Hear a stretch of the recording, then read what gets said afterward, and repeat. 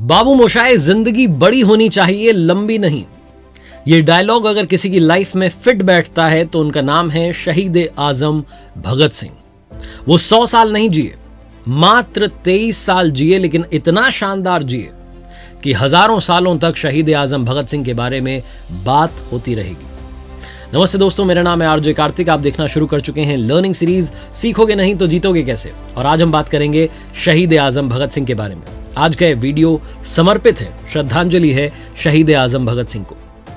बहुत ही मशहूर किस्सा है, बड़ी मशहूर कहानी है कि बचपन में जब भगत सिंह के पिता और चाचा खेत में गन्ने बो रहे थे तो नन्हे भगत सिंह भी कुछ बो रहे थे।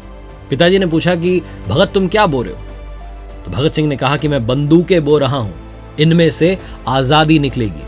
वो 5 क्रांतिकारी विचार कौन से हैं, वो 5 बड़ी बातें कौन सी हैं जो भगत सिंह की जिंदगी से हम सीख लें तो हमारी जिंदगी में ग्रोथ का रास्ता खुल जाए। आइए बात करते हैं शहीद आजम भगत सिंह की उन 5 बड़ी लर्निंग्स की। सीखने के लिए वैसे तो भगत सिंह साहब की जिंदगी से बहुत कुछ है, लेकिन 5 बातों में पहली बात यह है कि आपकी लाइफ का पर्पस आपको मालूम होना चाहिए, जीने का मकसद होना चाहिए।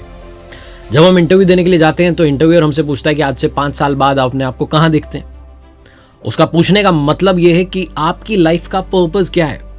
बहुत सारे लोगों को तो मालूम ही नहीं होता करना क्या है जिंदगी में। भगत सिंह साहब जब छोटे थे तभी उन्होंने जीने का मकसद ढूंढ लिया था। वो आजाद हिंदुस्तान चाहते थे। एक घटना हुई जिसने भगत सिंह साहब की जिंदगी में बहुत प्रभाव डाला, उनकी लाइफ का टर्निंग पॉइंट था। 13 अप्रैल 1919 बैसाखी का दिन था। जलियांवाला बाग अमृतसर में हजारों की तादाद में लोग पहुंचे रॉलेट एक्ट का प्रोटेस्ट करने के लिए। उस वक्त जो अमृतसर का प्रभारी था जनरल डायर, उसने जलियांवाला बाग की जो एकमात्र एंट्री थी उस दरवाजे को बंद करवा दिया और अपनी सेना को ऑर्डर दिया कि आप खुलेआम गोली चलाइए। लोग अपनी जान बचाने के लिए इधर उधर भागने लगे, लेकिन रास्ता बंद था। जो कुआं था उसमें कूद करके लोगों ने जाने दी। सैकड़ों लोगों की जानें गई, हजारों लोग घायल हुए। ये भारत के इतिहास में जितने नरसंहार हुए उसमें से एक बड़ा नरसंहार था। भगत सिंह को जब इस घटना के बारे में मालूम चला तो अगले दिन वो स्कूल में नहीं थे। वो अपने गांव से 30-35 किलोमीटर दूर पहुंच गए जलियांवाला बाग। उस मिट्टी को एक बर्तन में भरा, वो मिट्टी जो सैकड़ों निर्दोष लोगों के खून से लथपथ थी, उस मिट्टी को एक बर्तन में भरा, घर लेकर के आया, उसकी पूजा करने लगे, फूल चढ़ाने लगे। शहीद आजम भगत सिंह जो अपने पिताजी से, अपने चाचा जी से बड़े इंस्पायर्ड थे, क्योंकि उनके पिताजी, उनके अंकल भी स्वतंत्रता सेनानी थे। घर में आजाद हिंदुस्तान की बातें होती थी। शहीद आजम भगत सिंह इन सब से इतने प्रभावित हुए कि उन्होंने अपनी जिंदगी का एकमात्र मकसद बनाया, वो था भारत की आजादी। तो उन्होंने अपना मकसद ढूंढ लिया था। जिंदगी में अगर आगे बढ़ना चाहते हैं तो पर्पस आपको अपनी लाइफ का मालूम होना चाहिए। शहीद आजम भगत सिंह की जिंदगी से सीखने वाली दूसरी सबसे बड़ी बात है त्याग। त्याग की भावना होनी चाहिए। जब भगत सिंह की उम्र 16 साल थी, 1923 का वर्ष था, उनकी फैमिली चाहती थी कि उनकी शादी हो जाए। बहुत कोशिश की घर वालों ने कि शादी कर ले भगत सिंह, लेकिन भगत सिंह शादी नहीं करना चाहते थे। उन्हें मालूम था कि जो रास्ता उन्होंने चुन लिया है, उन्होंने अपने जीवन को राष्ट्र के प्रति समर्पित कर दिया है, जिस रास्ते पर निकल गए उस पर उनकी जान भी जा सकती है। और वो अपने पीछे एक विधवा को छोड़ करके नहीं जाना चाहते थे। बहुत विनम्र तरीके से उन्होंने अपने घर वालों को मनाने की कोशिश की, लेकिन घर वाले नहीं माने। शहीद आजम भगत सिंह ने आखिरकार घर छोड़ने का फैसला लिया, कानपुर पहुंच गए और आजादी की लड़ाई लड़ना शुरू किया। एक चिट्ठी घर छोड़कर जाने से पहले वो लिख करके गए थे अपने पिताजी के नाम। वो हूबहू आपको पढ़ करके सुनाता हूं। जो पत्र उन्होंने लिखा उसमें वो कहते हैं कि पूज्य पिताजी नमस्ते। मेरी जिंदगी मकसद आला यानी आजाद हिंद के असूल के लिए वक्फ हो चुकी है, इसलिए मेरी जिंदगी में आराम और दुनियावी ख्वाहिशात बाइसे कशिश नहीं है। आपको याद होगा कि जब मैं छोटा था तो बापूजी ने मेरे यज्ञोपवीत के वक्त ऐलान किया था कि मुझे खिदमत वतन के लिए वक्फ दिया गया है, लिहाजा मैं उस वक्त की प्रतिज्ञा पूरी कर रहा हूं। उम्मीद है आप मुझे माफ फरमाएंगे। आपका ताबेदार भगत सिंह। 1924 का वर्ष था। हिंदुस्तान रिपब्लिकन एसोसिएशन के सदस्य बन चुके थे भगत सिंह, और यहीं उनकी मुलाकात पंडित चंद्रशेखर आजाद से हुई। उनके बहुत अच्छे दोस्त बन गए। HRA जो कि क्रांतिकारी संगठन था जिसने भारत में ब्रिटिशर्स के खिलाफ आवाज बुलंद की, लड़ाई लड़ी। बाद में संगठन का नाम बदल करके हिंदुस्तान सोशलिस्ट रिपब्लिकन एसोसिएशन यानी कि HSRA कर दिया गया था। यहां शहीद आजम भगत सिंह ने भारत में ब्रिटिशर्स का विरोध करने के लिए कई सारे कदम उठाए। इनमें सबसे इंपॉर्टेंट जो स्टेप थी वो ये थी कि इन्होंने 1929 में सेंट्रल असेंबली हॉल में बम फेंका था। HSRA चाहता था कि 2 क्रांतिकारी जाएं, ब्रिटिशर्स को उनके शासन के प्रति जो गुस्सा है वो दिखाने के लिए असेंबली में बम फेंके, और बम फेंकने वाले ये जो दोनों क्रांतिकारी हैं ये वहीं रुके रहें, सरेंडर करें, ताकि ये मैसेज जाए कि जो क्रांतिकारी हैं वो अंग्रेजों के विरोध में खुद को बलिदान भी कर सकते हैं, खुद की जिंदगी का त्याग भी कर सकते हैं। भगत सिंह के साथ में जो दूसरे क्रांतिकारी गए उनके नाम था BK दत्त यानी कि Batukeshwar Dutt. Central assembly hall में जो बम फेंका, जब खुद को सरेंडर किया, 8 अप्रैल 1929 को यह घटना हुई थी। वर्षों की अदालती प्रक्रियाओं के बाद में भगत सिंह को सुखदेव और राजगुरु के साथ 23 मार्च 1931 को फांसी पर चढ़ा दिया गया। देश के लिए बलिदान करने की जो उनकी इच्छा थी, जो उनका त्याग था, ये उसे दर्शाता है। उन्होंने भारत की आजादी के लिए शादी, घर, आराम और यहां तक कि अपनी जिंदगी भी कुर्बान कर दी।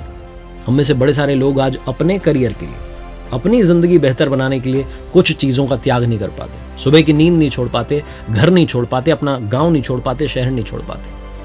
भगत सिंह की जिंदगी सिखाती है कि जिंदगी में अगर आप कुछ पाना चाहते हैं तो त्याग करना, त्याग की भावना अंदर लाना बहुत ज्यादा जरूरी है। तीसरी सबसे बड़ी बात जो भगत सिंह की जिंदगी से सीखने को मिलती है, लाइफ में एक्शन लेना शुरू कीजिए। 1929 में जब सेंट्रल असेंबली हॉल में बम फेंका, भगत सिंह और बटुकेश्वर दत्त को जेल हुई। जब जेल में पहुंचे तो उन्होंने देखा कि वहां पॉलिटिकल प्रिजनर्स की हालत जानवरों से भी बदतर थी। काल कोठरी में बंद कर दिया गया था, रोटियां फेंक करके दी जाती थी, ना अच्छे टॉयलेट्स थे, ना साफ सफाई थी, ना सही खाना था, अखबार भी पढ़ने को नहीं मिलते थे, किताबें भी नहीं दी जाती थी। जीवन अंदर बदतर था। और ये जो कुछ हो रहा था, इसके खिलाफ भगत सिंह ने आवाज उठाने की सोची। उन्होंने देखा कि जो बाकी यूरोपियन प्रिजनर्स हैं उनको सुविधाएं मिल रही हैं, जो इंडियन प्रिजनर्स हैं उनके साथ में ऐसा भेदभाव किया जा रहा है। 15 जून 1929 को भगत सिंह ने बटुकेश्वर दत्त के साथ मिलकर हंगर स्ट्राइक शुरू की, भूख हड़ताल शुरू की। उस वक्त की सरकार को चिट्ठी भी लिखी कि हमारे हालात जो हैं इनको सुधारिए। उनकी हंगर स्ट्राइक में बहुत सारे प्रिजनर्स जुड़ गए और ये जो भूख हड़ताल थी इसने पूरे देश में पॉपुलैरिटी हासिल कर ली। लोगों को गुस्सा आने लगा कि हमारे जो लोग हैं जो आज़ादी के लिए लड़ रहे हैं, जिनको जेल होती है तो उनके साथ जेल में जानवरों से भी बुरा बर्ताव किया जा रहा है। बहुत कोशिश की ब्रिटिश गवर्नमेंट ने कि भगत सिंह ये हंगर स्ट्राइक तोड़ दें, मान जाएं, लेकिन माने नहीं। बाद में कांग्रेस ने भी भगत सिंह को हड़ताल रोकने के लिए मना लिया और 5 अक्टूबर 1929 उनके पिताजी ने भी उनसे मिलकर के कहा कि आप प्लीज ये हंगर स्ट्राइक बंद कीजिए, इसको खत्म कीजिए। 5 अक्टूबर 1929 यानी कि 116 दिनों के बाद भगत सिंह ने अपनी भूख हड़ताल समाप्त की। उस वक्त का एक वर्ल्ड रिकॉर्ड था 97 दिनों की भूख हड़ताल का, जिसे भगत सिंह ने 116 दिनों तक उपवास रखकर तोड़ दिया। लोग कहते हैं कि भगत सिंह क्रांतिकारी थे, क्रांति उनका विचार था, लेकिन उन्होंने यहां पर अहिंसात्मक रवैया भी अपनाया। भूख हड़ताल रख करके अपनी आवाज बुलंद की और अपनी मांग मनवाई। उन्होंने व्यवस्था के बारे में सोचा और शिकायत नहीं की, बल्कि एक्शन लिया। उनकी जिंदगी से सीखने को मिलता है कि वो हमेशा कोसते नहीं रहे, बल्कि सिस्टम को चेंज करने के लिए, सिस्टम में चेंज लाने के लिए लगातार प्रयास करते रहे। तो वो हमेशा एक प्रोएक्टिव पर्सन थे। लाइफ में अगर आप चेंज लाना चाहते हैं तो एक्शन लेना शुरू कीजिए। सिर्फ जो अपने हालात हैं उनको कोसने से कुछ भी नहीं मिलने वाला। सीखने वाली चौथी बात है कि आप जिंदगी में पढ़ते रहिए, पढ़ना बंद मत कीजिए, क्योंकि किताबें इंसान की सबसे अच्छी दोस्त होती हैं, तो आपने सुना होगा। लेकिन जब भी आप किसी महान व्यक्ति के बारे में पढ़ेंगे तो आपको यह समझ में आएगा कि उन्होंने पढ़ने में सबसे ज्यादा समय लगाया। शहीद आजम भगत सिंह के बारे में कहा जाता था कि जब वो जेल में बंद थे तो जो भी उनसे मिलने के लिए आता था उससे कहते थे कि जब भी तुम मिलने के लिए आओ तो अपने साथ एक किताब जरूर लाना। जो शहीद आजम भगत सिंह के वकील थे, प्राणनाथ मेहता, 23 मार्च 1931 की शाम, जिस शाम भगत सिंह को फांसी दी गई थी, उस शाम जब प्राणनाथ मेहता उनसे मिलने के लिए आखिरी बार आए, भगत सिंह जानते थे कि उनके पास में बहुत कम समय बचा है। जैसे ही मेहता जी को देखा तुरंत उन्होंने पूछा कि भाई वो बुक लाए हो कि नहीं लाए हो, द रेवोल्यूशनरी लेनिन, जो कि वो उस वक्त पढ़ना चाहते थे। उन्होंने पहले रिक्वेस्ट की थी कि ये बुक मुझे ला करके देना। जब प्राणनाथ मेहता ने उन्हें वो बुक दी तो भगत सिंह ने बिना समय गंवाए उस बुक को पढ़ना शुरू कर दिया। प्राणनाथ मेहता जो थे उनसे पूछने लगे कि कैसा लग रहा है, तो उन्होंने कहा मैं हमेशा की तरह खुश हूं, इसमें चिंता की कोई बात नहीं, मुझे मालूम है कि मुझे फांसी दी जाने वाली। फिर प्राणनाथ मेहता साहब ने, जो वकील थे, उन्होंने पूछा कि क्या कुछ चाहते हो, कोई आखिरी ख्वाहिश है? तो भगत सिंह ने कहा कि हाँ, मेरी आखिरी ख्वाहिश है कि मैं उसी मिट्टी में जन्म लेना चाहता हूं, उसी देश में पैदा होना चाहता हूं जिस देश में मैं पैदा हुआ हूं, ताकि मैं इस देश की एक बार फिर से अगले जन्म में सेवा कर सकूं। उनसे मिलने के बाद में मेहता साहब राजगुरु और सुखदेव से मिलने के लिए पहुंच गए। बहुत सारे लोगों की भीड़ वहां जेल के बाहर इकट्ठी हो गई थी।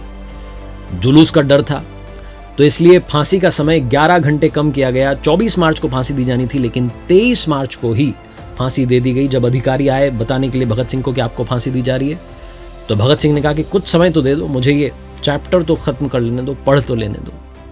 बताया जाता है कि भगत सिंह ने अपनी जिंदगी में सैकड़ों किताबें पढ़ी, और यहां तक कि वो जब जेल में थे तब भी वो किताबें पढ़ते थे और वहां से आर्टिकल्स लिखा करते थे, ताकि देश के युवाओं को जागरूक किया जा सके। चौथी बात जो है वो यही सिखाती है कि अच्छी किताबें पढ़िए, अच्छा ज्ञान जो है अपनी जिंदगी में ऐड ऑन कीजिए, ताकि आप लाइफ को चेंज कर पाए, एक बेहतर इंसान बन पाए। सीखने वाली आखिरी बात, सबसे इंपॉर्टेंट बात, जिंदगी में बहादुर बनिए। बहादुरी का जो गुण है ये बहुत कम लोगों में पाया जाता है, लेकिन अगर आपके अंदर बहादुरी है तो आप रिस्क भी ले सकते हैं, अपनी लाइफ में बड़े कदम भी उठा सकते हैं, जिंदगी में कुछ बड़ा करके भी दिखा सकते हैं। भगत सिंह का सबसे बड़ा गुण था वो बहादुर थे, साहसी थे। 7 अक्टूबर 1930 को जब अदालत ने भगत सिंह और उनके साथियों के लिए मौत की सजा की घोषणा की, तो पूरे देश में लोग उदास हो गए। लोगों को लगा कि ये क्या फैसला हो गया। 7 अक्टूबर से 23 मार्च 1931 तक बहुत सारे लोगों ने भगत सिंह और उनके साथियों को मौत से बचाने की बहुत सारी कोशिशें की, लेकिन भगत सिंह बचना नहीं चाहते थे, वो मरना चाहते थे। वो जानते थे कि अगर उनकी जान चली गई, अगर वो शहीद हो गए, तो देश के युवा अपनी नींद से जाग जाएंगे और ब्रिटिशर्स के खिलाफ लड़ना शुरू कर देंगे। उन्होंने पंजाब के उस वक्त के गवर्नर को एक चिट्ठी भी लिखी, क्योंकि वो एक वॉर प्रिजनर थे, इसलिए उन्होंने रिक्वेस्ट की कि उन्हें फांसी देने की बजाय गोली मार दी जाए। जब उनसे पूछा गया कि ऐसा क्यों करना चाहते हैं, तो उन्होंने कहा कि क्रांतिकारियों को मरना पड़ता है, क्योंकि जिस पर्पस को वो रिप्रेजेंट करते हैं वो सैक्रिफाइस से स्ट्रांग होता है, बलिदान से मजबूत होता है, ना कि कोर्ट में अपील दायर करने से। जब ये घोषणा हुई, जेल में कैदियों को मालूम चला कि आज शाम ही 23 मार्च की शाम ही फांसी दी जा रही है और सारे साथियों को एक साथ दी जा रही है, भगत सिंह, सुखदेव, राजगुरु, तो बाकी के कैदी बहुत उदास हो गए, रोने लगे। लेकिन जो अधिकारी थे वो बताते हैं कि हंसते हंसते, खुश होकर के तीनों ने फांसी का फंदा चूम लिया और बलिदान हो गए। वो कहते हैं कि इतने लोगों को फांसी दी गई, कोई भी फांसी के वक्त इतना खुश नहीं दिखा जितने खुश ये तीनों थे, भगत सिंह, सुखदेव और राजगुरु। जैसा मैंने बताया कि उनका सबसे बड़ा गुण था वो बहादुर थे, साहसी थे और देश के युवाओं को जगाना चाहते थे। अगर ब्रिटिशर्स के खिलाफ लड़ना है तो उनकी वो फांसी जरूरी थी, ऐसा उन्हें लगता था। शहीद आजम भगत सिंह को बारंबार प्रणाम है। उनके बारे में बात करते हुए आज रोंगटे खड़े हो जाते हैं। आज के इस वीडियो में जब मैं उनके बारे में बात कर रहा हूं तो ऐसा लग रहा है कि मैं उनकी जिंदगी को अपनी आंखों से देख पा रहा हूं। शहीद आजम भगत सिंह ने 5 बड़ी कमाल की बातें कही हैं। पहली, बुराई इसलिए नहीं बढ़ रही है कि बुरे लोग बढ़ गए हैं, बल्कि बुराई इसलिए बढ़ रही है कि बुराई सहने वाले लोग बढ़ गए हैं। दूसरी, इस कदर वाकिफ है मेरी कलम मेरे जज्बातों से कि अगर मैं इश्क भी लिखना चाहूं तो इनकलाब लिख जाता हूं। तीसरी, जिंदगी तो सिर्फ अपने कंधों पर जी जाती है, दूसरों के कंधों पर तो सिर्फ जनाजे उठाए जाते हैं। चौथी, सीने पर जो जख्म हैं सब फूलों के गुच्छे हैं, हमें पागल ही रहने दो, हम पागल ही अच्छे हैं। और पांचवी, राख का हर एक कण मेरी गर्मी से गतिमान है, मैं एक ऐसा पागल हूं जो जेल में भी रहकर आजाद है। शहीद आजम भगत सिंह को आज बारंबार प्रणाम है। आपका आशीर्वाद हम युवाओं पर बना रहे। आपसे सीखने वाली बातें काश हमारे युवा सीख लें। आपकी ऊर्जा हर युवा को मिलती रहे और वो अपनी जिंदगी में आगे की ओर बढ़ता रहे, निरंतर प्रगति करता रहे।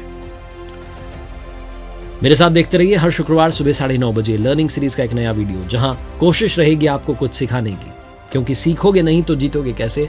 और देखते रहिए हर सोमवार सुबह 9:30 बजे एक नई मोटिवेशनल कहानी।